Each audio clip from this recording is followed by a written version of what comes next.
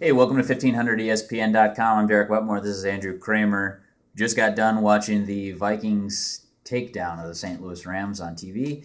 The Vikings win in St. Louis 34-6 in Mike Zimmer's head coaching debut. Of course, there are always a couple of things that are concerning, but pretty hard to take anything but positives away from this for the Vikings as they rout the Rams. Yeah, the Rams didn't play well, and they were without their starting quarterback.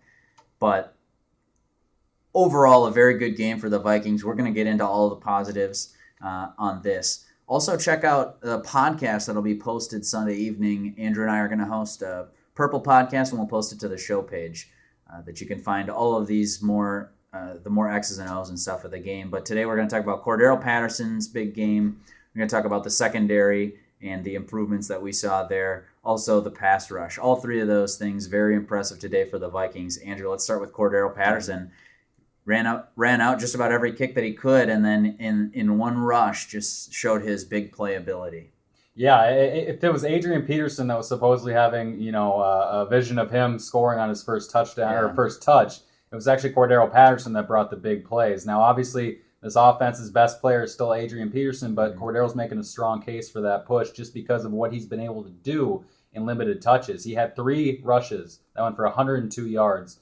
Obviously, with his 67-yard touchdown run that broke 4 tackles and even got into the way of Adam Thielen a little bit. Do you count that as a 5th tackle? It might be, as he kind of barreled into the end zone. So that's great to see just in terms of a Norv Turner offense and what they could do against a Rams defensive line that was bringing some pressure. And you could tell right out of the gate, the offensive play calling was just pretty much based on knowing that they were going to be bringing pressure.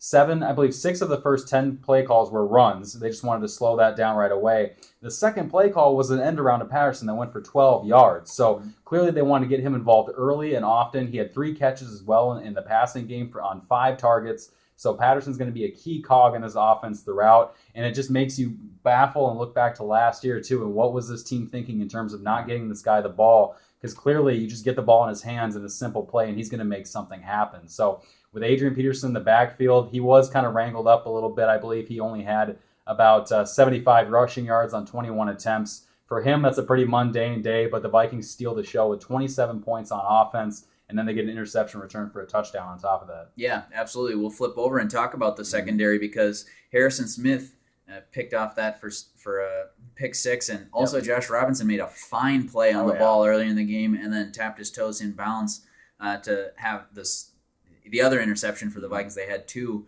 today. Anthony Barr, we'll talk about Barr in a second in the pass rush part, but he blew up the quarterback on that Harrison Smith pick 6, and that was another good thing for the Vikings to see. But sticking on the secondary, besides injuries, which was a little bit of a downside for the Vikings, I mean, very impressive day for them. What did you see in not only Harrison Smith jumping that route, but Josh Robinson making a great play on that? Well, I was concerned at first because at first you saw Shaun Hill go 5 for 5. He was kind of picking apart zones across the middle, specifically zones you've seen in the past from this defensive effort that's been lacking. Right over the linebackers, getting into some 15, 20-yard pass plays. I was a little concerned at first, but then you see him kind of settle down. The pass rush was getting after Shaun Hill more. The Rams quarterbacks, whether it was that third stringer, Davis or Hill, both looked uncomfortable the entire game after that opening drive by the Rams. And then the Rams even missed a field goal in there as well. But from the secondary, as you were pointing out, Josh Robinson made a great play there toward the end of the first half that allowed the Vikings to come back and add another touchdown onto it and make it even more of a deficit going into halftime. So with those kind of plays, that's what you want to see. You know you have an offense with Norv Turner that can move the ball, but if you're getting defensive turnovers, which they haven't gotten in the past, that's going to be even bigger in terms of just getting this offense more involved downfield, getting them right away into the red zone, and then you saw that Greg Jennings touchdown just before halftime. That's what you can do when you have a secondary that can make plays. I was not envisioning a burst onto the scene that Josh Robinson displayed. I was not envisioning that right away. A guy who really didn't play much this preseason, struggled staying healthy, and yet he comes on and makes a great play like that, was able to get both feet in bounds.